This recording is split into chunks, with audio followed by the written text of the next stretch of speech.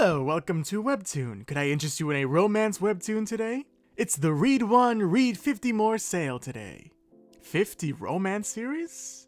I don't think I have enough time for that. A few moments later. I need more! There's a lot of love in Webtoon series, and who doesn't love love? Which is where Reunion comes into the picture. Reunion is a brand new Webtoon original series, and not to brag, but I read it when it was on Canvas, so I'm the definition of an original. Wow, I'm very sorry I said that. Anyways, Reunion is an adorable Webtoon series that follows Rei, 2 months after moving back into the big city to try to start her life up again, and, well, failing. After an encounter with some pushy dude, she meets up with a tall, dark, and handsome part of her past, Shiro. These two once knew each other back in school, however Rei decided to skedaddle out of the city only to return nearly a decade later for unknown reasons. Honestly, this series is just the cutest thing ever, and handles the weird, flirty relationship realistically, that being awkward and weirdly charming. But if you want more than just romance, there's a secret vigilante background story involving Shiro and his weirdly mob boss-like family. So with less than 10 episodes, it's a good read to catch up with right now. Now, the series handles a bunch of different themes, but the main one I see is purpose. We deal with two forms of this. With Rei, it's more of the lack of purpose. Rei comes back into the big city looking for her life to start up. We don't really know where she went, we don't really know why she decided to leave or why she decided to come back. But she still did come back and is still struggling to find herself. Look, I get it, I hate the city. There's too many people, it's too loud.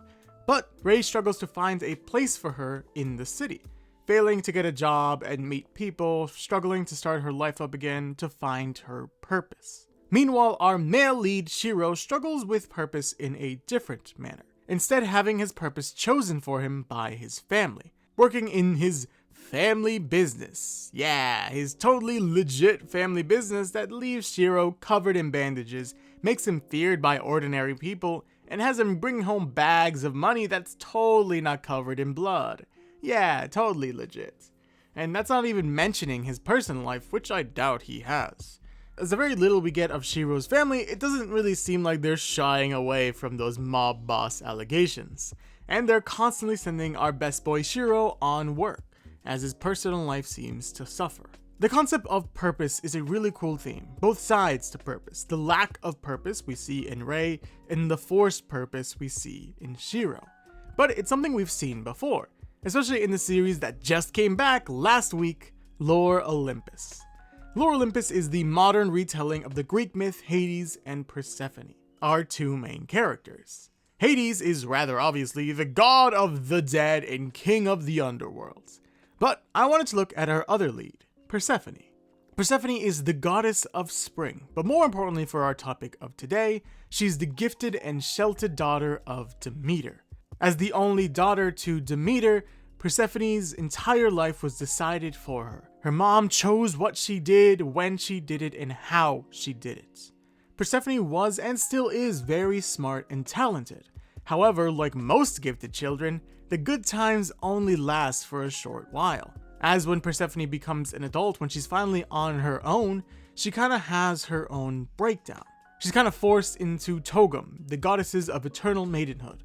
A group of goddesses who agree to stay pure for eternity, and she really wanted a way out. She didn't want the life that her mother chose for her, not only because it wasn't the life she wanted, but because it was forced upon her. Demeter isn't the best parent, but I get it to a certain extent. I understand.